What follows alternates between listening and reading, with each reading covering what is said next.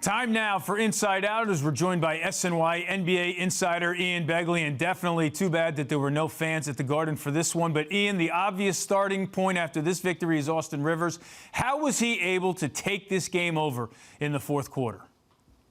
Hot shooting and just confidence. I mean, Tom Thibodeau, he's known Rivers for a while because Thibodeau coached with Doc Rivers in Boston. And he told this story about Austin Rivers really never lacking confidence. Even as a high school kid, he would come up to Celtics practices and he would want to play one-on-one with Kevin Garnett. So that confidence never wavers for Austin Rivers. And you saw that in the fourth quarter tonight when he lifted Thibodeau's crew to another win. Ian, this is the first time the Knicks have won back-to-back games in which they trailed by 15 or more in both since November of 2017. How much do you chalk that up to Tom Thibodeau and this team committing to his plan? Significant amount, I think, goes to Thibodeau because these players talk every day about how they're totally bought into what Tom Thibodeau has been preaching since day one.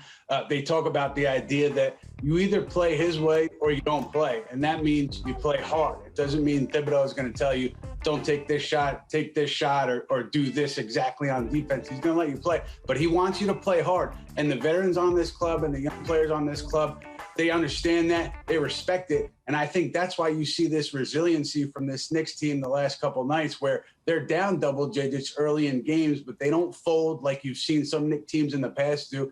They remain resilient, and you've seen them come away with a couple wins here. All right, we've grown accustomed so far here early in the season for Julius Randle to lead the way, but they get the 23 from Rivers, 22 from Elfrid Payton. The other night against Indiana, it was 16 from Emmanuel Quickley. Soon they'll get Toppin back to the mix. So just how deep can Tibbs go with this rotation?